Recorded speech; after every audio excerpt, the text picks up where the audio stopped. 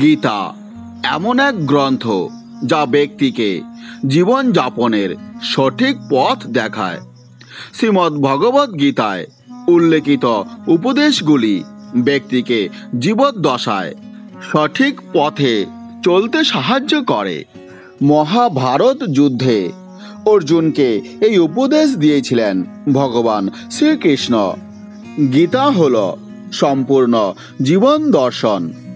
যে ব্যক্তি এটি অনুসরণ করে জীবনযাপন করে তারা সর্বশ্রেষ্ঠ গুণের অধিকারী হয়ে থাকে।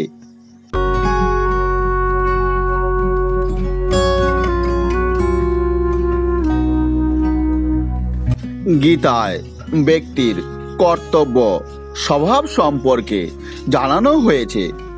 যে ব্যক্তি কঠোর কথা বলে তাদের আমরা পছন্দ করি না, বিশেষ করে অপছন্দই করে থাকি।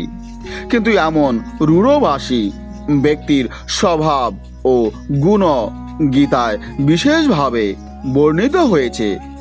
গীতায় বলা হয়েছে যে ব্যক্তি সোজাসুজি ও স্পষ্ট কথা বলে তাদের বাণী কঠোর হতে পারে, কিন্তু তারা কখনো কারো সঙ্গে ছলনা করে না।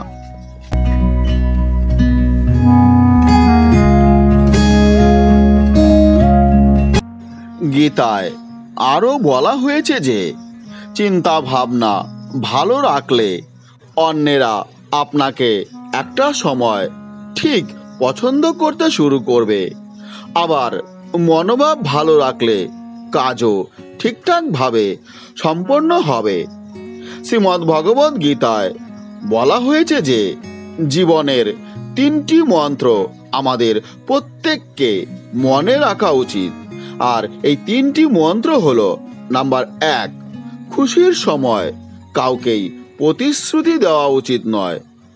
2, ক্ষুব্ধ অবস্থায় কাউকে উত্তর দেওয়া উচিত নয়। আর 3য়টি হলো দুঃখের সময় কোনো সিদ্ধান্ত নেওয়া উচিত নয়।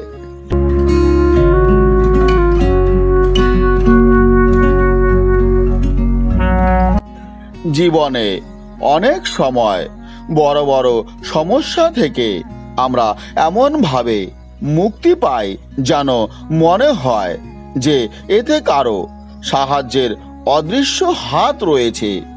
আর এই অদৃশ্য শক্তিই হল পরমাত্মা। ভগবান শ্রীকৃষ্ণ বলেছেন, রাগ হলো খুবই খারাপ, কিন্তু যেখানে এর প্রয়োজন রয়েছে সেখানেই এর প্রদর্শন করা উচিত। তা না হলে যারা ভুল করেছেন তারা কখনো নিজের দোষ দেখতে পারবেন না। এমন পরিস্থিতিতে আপনার প্রতি তাদের ব্যবহারও অপরিবর্তিতই থেকে যাবে।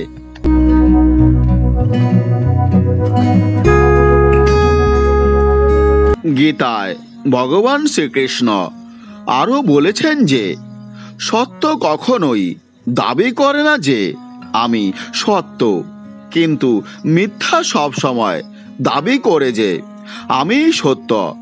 ভালো মানুষের একটি খারাপ অভ্যাস হলো যে সে সকলকে ভালো ভেবে নেয়। গীতায় শ্রীকৃষ্ণ এরপর বলেন যে আমাদের ভাগ্য অতীত কর্মের ফল। আজ আমরা যে কর্ম করব তা আমাদের ভবিষ্যৎ নির্ধারণ করবে।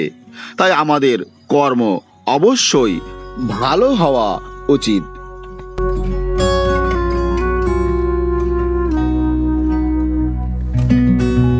হ্যালো ফ্রেন্ড, গীতা জ্ঞান আপনাদের কেমন লেগেছে? যদি ভালো লেগে থাকে তাহলে অবশ্যই লাইক, শেয়ার এবং কমেন্ট করবেন। আপনাদের পছন্দই আমাকে আরও নতুন নতুন ভিডিও করতে অনুপ্রাণিত করবে, তাই অবশ্যই কমেন্ট করবেন।